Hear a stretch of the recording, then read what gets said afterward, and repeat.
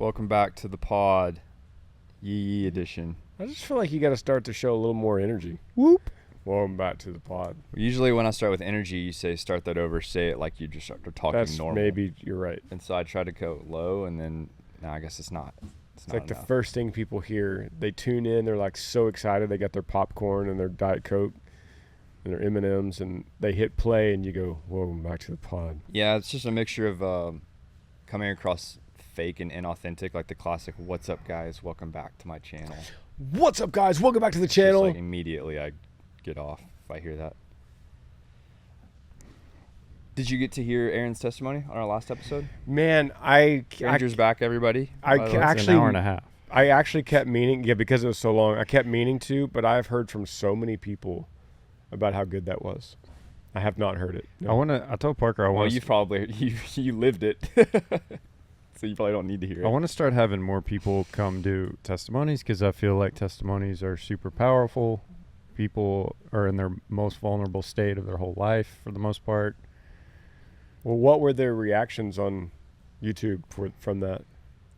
I mean, there was like 10 comments, but they were like very gracious. But those 10 people are always commenting that they like the episode, so it's not a huge sample size. We had a men's retreat for our church, and Marshall asked him to give his testimony. So, honestly, that's the first time I had heard the full kind of story from Aaron. I didn't know all of it. So it helped him that he had just done it on this podcast a few days before. That's neat you guys did that.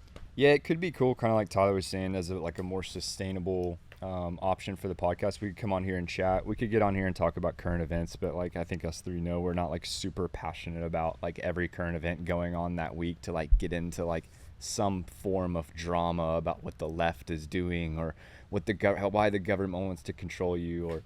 Or you've done a great job actually, I think, balancing that on your podcast of like getting viral trends and then talking about them in an interesting way, and then like kind of calming the people down and getting them to like actually talk about something that's like more substantive. I don't know. I have three things that I tell Ant-Man that I want. It's funny because I'm trying to think of the third one. Get a clickable idea, basically an idea that's popular and that people want to see, and lead them back to the gospel every single time. Share the gospel every time. I can't remember the third one. Tyler's keeping count. Yeah. Hey, speaking of testimonies, that's what Ray Comfort does really well. Actually, yeah. That's exactly what he does. He's not afraid to stray away from any subject with the intention of I'm gonna get to the gospel here. Yeah. Somebody dies, boom, he's on it with a viral thumbnail, and it's to share the gospel. Yeah. So speaking of testimonies on the podcast, do you guys remember Dave South? Mm-hmm. Brian, do you remember Dave South of the name? He was the voice of Texas A&M athletics all of our lives. And like growing up deer hunting with Dad in the deer blind, Aggies are playing. Brian's holding up a picture of them. So say Aggies are playing, I'm listening, to the radio broadcast in the deer blind. I remember that. You remember those like early days of like when actually maybe radio is still really popular with sports, but there was a time before you could just watch it on TV on your phone that you kind of relied on the radio. And Dave South, he got a touchdown. Maybe Brian could put that little clip right here. Now they snap it. Going to throw here to Parker at the 20, at the 15, at the 10, at the 5. He is almost. He got a touchdown! He got a touchdown! He got a touchdown! He got a touchdown! He got it in! He got it in! He got it in! Oh, doctor! Sir Parker, he got a touchdown. Like those kind of moments are iconic, and you guys know what I'm talking about, right? Yeah. So he has a moment that I was told about on a podcast.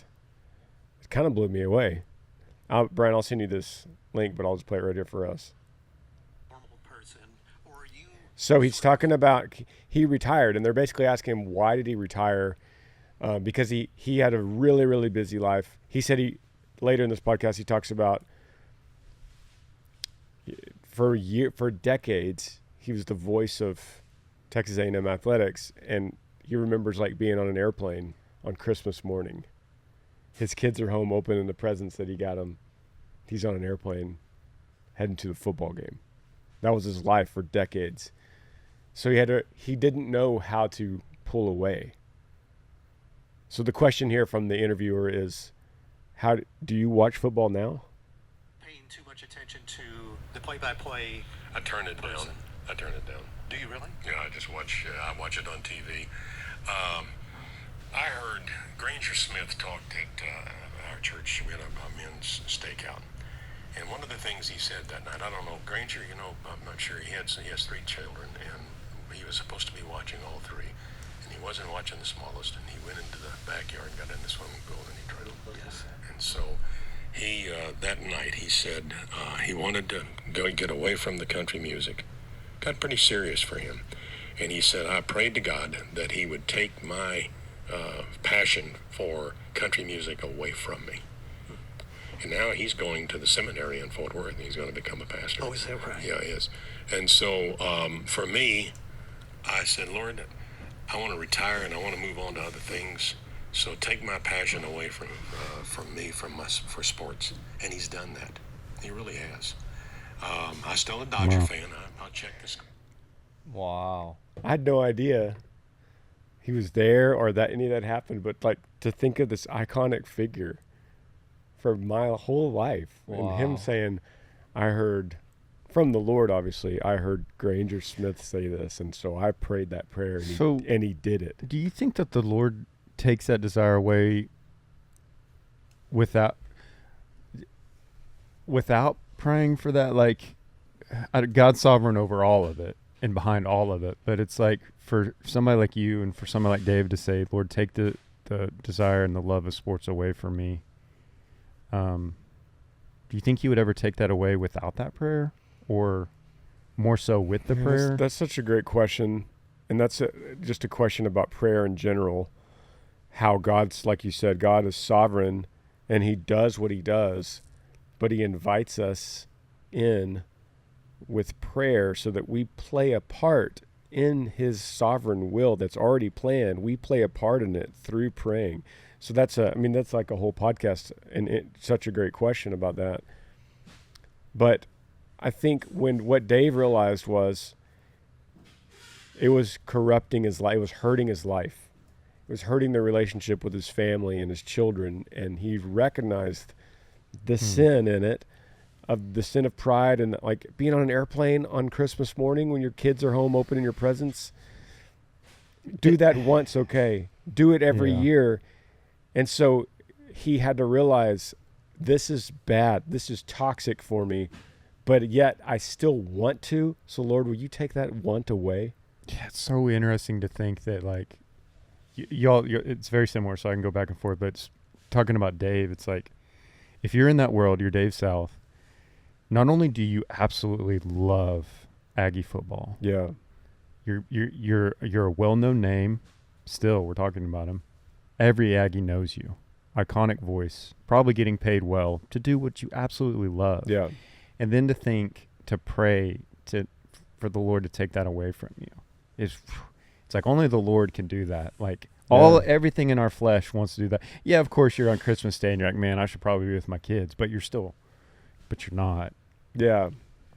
And he said the Lord did that. That's just thinking about being at that. I remember that was central in College Station, me speaking there, but I didn't know he was there. I don't even remember saying that. Is that where Johnny goes? Yeah. But to think about how the Lord was going to work through my testimony, that's what I thought about with y'all talking about Aaron's testimony, how the Lord was going to use his God story through my life, out of my mouth, into Dave's ears, and work in his heart is baffling and yet awesome.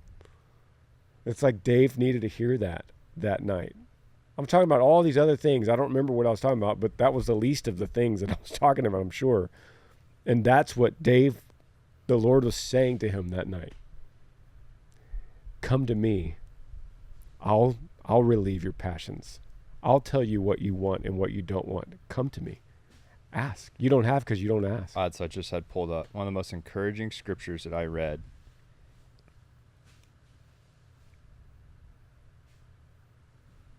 Is you do not have because you do not ask.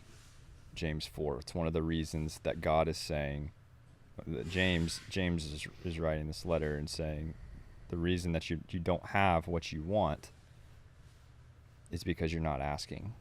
Let me pull up James 4 real quick, just to see the full context. It's heavy stuff. Crazy to think about God's plan. You're a little kid in Shackleford County, listening to Dave South. Yeah. Just idolizing Aggie and Dave's voice and excited as a little boy. 40 years pass. Little Riv comes along. That story happens. And Dave hears about it. Yeah. And the Lord's just like, boop, boop, boop, boop. For all of eternity. All the building blocks. That young boy that I was in Shackleford County in the deer blind, God goes, I'm going to use your voice. I'm going to speak through your heart that flows out of your mouth, and that man you're listening to will retire and serve me. What? I think it's really eye-opening because he you can view your Granger's testimony in different ways, and that's kind of one of the ways that you like hold it up and kind of look around at it, and you can see one of the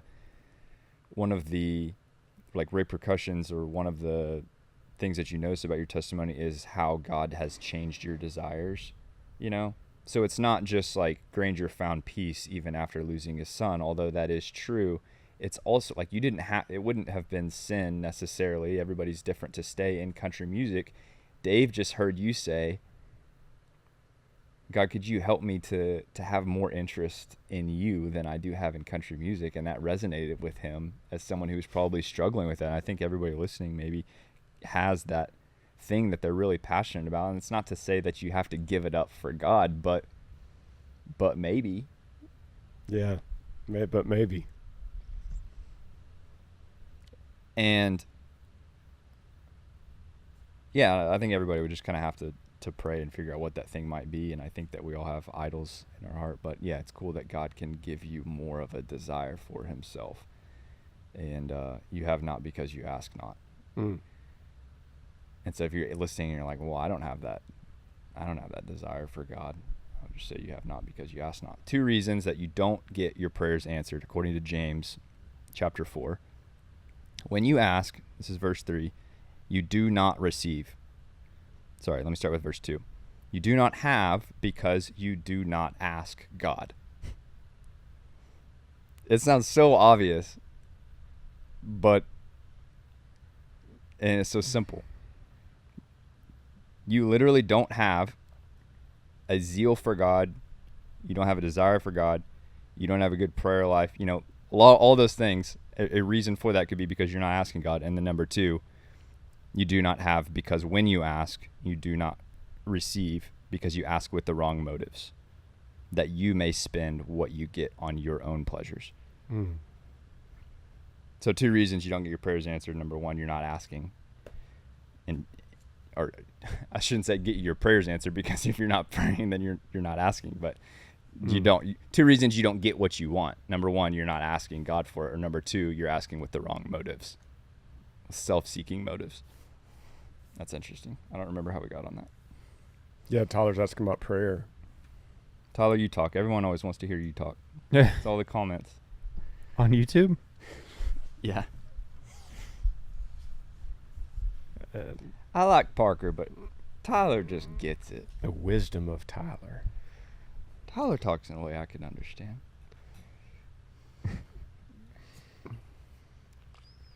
What do y'all want to talk about? I'm not much of a talker. Anyway, so yeah, those testimonies are cool, and I think that they are, like Granger, you were talking about, like a form of apologetics or defense of the Christian faith in general is God's work in people's lives. And the only way that Aaron's situation makes sense is when you see where he was and then where he is today. The only way that's possible is through being given a new heart that is completely transformed into one that is goes from being dead to being alive and wanting to live for Christ, and he's restored everything in his life. And really, and you don't have to have the most exciting testimony. Aaron's was really serious because of the sin that he was in. But every Christian, to even if you were saved from a young age, you have a time in your life where you were born again. And I think that it would be cool to have people share that on here in depth. Tyler was saying that he's like, I don't even really know your testimony or Granger's testimony either. Not in depth like Aaron's, which was good. Yeah. It's cool to just like give somebody the mic and just shut up and then just let them talk about how God saved them. Start from the beginning.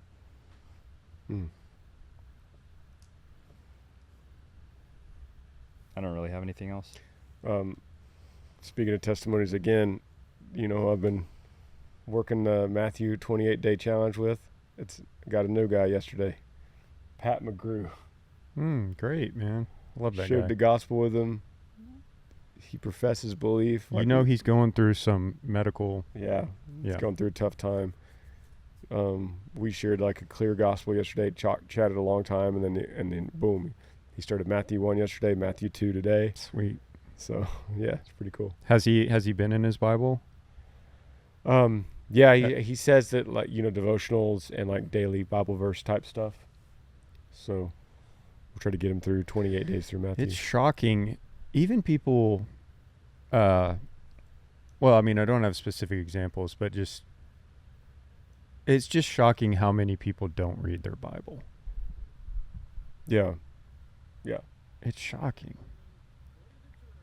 When you're in it and you do read your Bible, you just think like, I don't know, my mindset is like, Lord, give me more, let me do more, let me serve you better. I feel bad if I only read a certain amount of time on whatever morning, but I'm consistent every morning pretty much no matter what. So going back to the prayer thing, that's a really good prayer. That's a great prayer to ask is, Lord, I don't understand these things, or I know that I heard on the Yee Yee podcast I should be reading my Bible. I've never really done that. I don't really know how. That's a good prayer. That's a good prayer. Yeah. Like, Lord, open my eyes to this. If this is your living word, let me see it for what it is. And he will answer that prayer. It's so boring if you're dead. It is so boring. Do you think there's So prayers that he would answer more quickly or say yes to than other ones? Like if you pray the prayer, Lord, I don't know where to start. Where should I start? Is that like 100% God is going to show, somebody's going to show up in your life, something's going to happen where he's going to show you what to read, as opposed to something that, like Parker was saying, where it's like a selfish motive, like, Lord, let me make more money, a ton of money. Is he more inclined to 100% say, yeah, I'm going to show you how to do the Bible, as opposed to answering, yeah, I'm going to give you more money or whatever? Once again, I think it goes back to the motives. So like, why do you want to read your Bible? If the why is because I want to know you, Lord. Yeah. Is he 100% going to answer that, or will he not? I think that he promises that he will. Yeah. All who come to me, I will never cast out. Okay, That's a promise. there you go. If you knock, the door will be opened. All who draw near, the Lord is near all those who draw near to him. Like he says it over and over again. Come to me. Yeah. Listen to this real quick from John Piper that I heard this morning on what happens at conversion. It's the way a traitor, which we all were, responds when suddenly he's awakened to his danger and the greatness and beauty and wonder and worth of the rightful sovereign.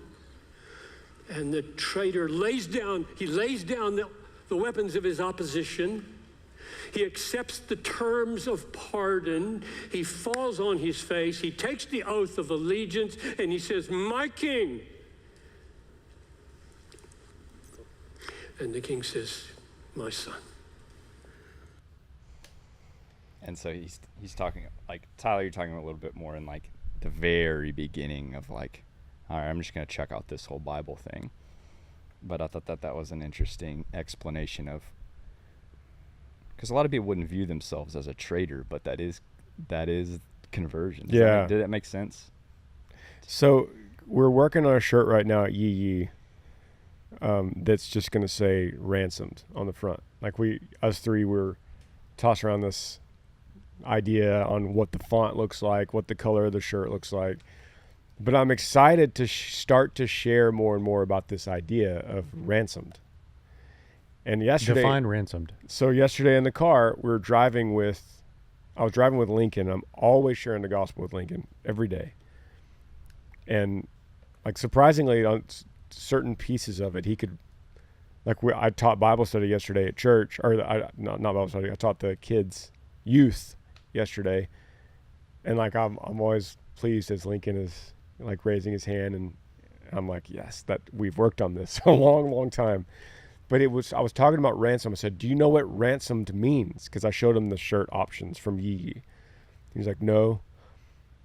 Well, I said, in Western movies, which he doesn't really watch any Westerns, there's a lot of this ransom talk. And I said, basically what it means is a price paid to regain a human, in this terms. And so I said, here's the example. What if some dangerous gang members of a cartel came and stole Maverick one night from our house? And Lincoln was like, oh. I said, and they take him back to Mexico City. And they send us a message. And they said, we will ransom. You could pay a ransom for your son. I said, Lincoln, what would you pay? He goes, what do you mean? Would you pay 1,000? 1,000, yeah. Would you pay 10,000 for Maverick? For Maverick, yes. Would you pay $1 million? Daddy, I'd do everything to get $1 million. About 10 million. Could we sell everything? Could we sell the Yee Yee farm? Could we sell our house? Could we borrow? I was like, well, would you do that? And he goes, Daddy, I would give everything I have to get my brother back. And I was like, bingo. That's what ransom means. Guess what God the Father gave for you? His only precious son. Not by money, not by gold, not by silver, but with the blood of the most precious resource in the history of the universe, the Son of God. That's how much he loves you, Lincoln. That's how he ransomed you from the terrorist, from sin that had you, that captured you. And he was like, whoa. That's awesome. Yeah. I think we should end it there. Thank you guys for listening. See you next week.